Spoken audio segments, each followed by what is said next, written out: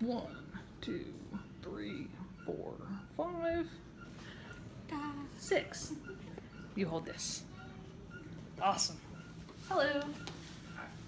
Let's do this. I'm assuming you guys already all know who I am. I'm Jesse Williams, and I'm here to talk to you today about public speaking anxiety and the guidelines for effective communication.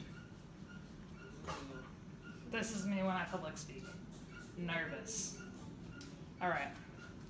So roughly 5 years ago, I was in the Army, and that was actually the first time I had to speak in front of more than 2 people. And it was awful. My hands shook, I started stuttering, I was pretty sure I was sweating. It just went poorly all around. I had to talk to about 20 plus people, and I actually ended up running away and got in trouble. Bad. So, I want to talk to you guys about the guidelines for effective communication. It helps greatly in reducing speech anxiety. So when addressing a group of people or speaking in any kind of way in public, you want to engage in person-centered communication. That means adapting your language to your audience. So that would be like talking in a way that they can understand. So if I'm talking to my friends, I would obviously be talking in a more relaxed manner because it would get my point across, and you're my friends, so I can talk to you like you're cool with me. All right. I'd also want to be aware of levels of abstraction, which would be speaking long-winded and vague. When you speak in a long-winded manner, it results in confusion, and you don't want to confuse the people you're speaking to because then they aren't going to know what you're talking about or your point. So try and keep your speech clear, defined, and concise. That's definitely the best. You also want to qualify your language. That is adding necessary details to increase clarity.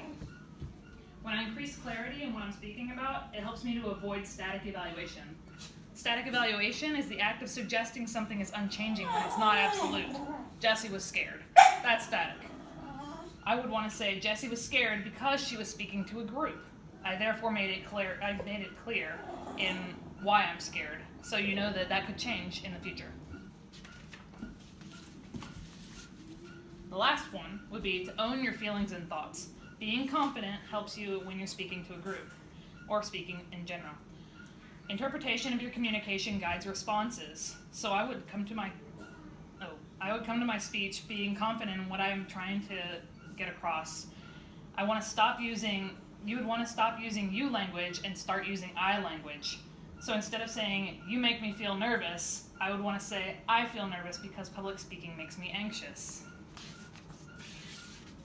In an article put out by Pittsburgh University on speech anxiety, it stated that after you identify and tackle the causes of your nervousness, you should prepare your speech early and thoroughly. By following the guidelines for effective communication that I just shared with you, you're taking a proactive step in reducing speech anxiety while also creating a better and more effective speech. Another thing that I found was that the Journal of Japanese Psychological Research, Volume 43, contains a study on reducing speaking anxiety. The study found a direct link between having students acquiring speaking skills and having reduced anxiety. Skills training, like learning the guidelines that I just shared with you, builds better public speakers. And that's all I have for you. And this is my visual aid on public speaking. If it still makes you nervous, you want to first write a good speech. Second, be rehearsed with your timing. Slow down. That's the biggest problem I have, is speaking really fast, especially when I'm public speaking. Also, don't worry. The less you worry, the less nervous you will be, and the less nervous you are, the better your speech will come across. Your audience wants you to be successful. Don't let them down. Thank you. Dude, that was really, really good. All right.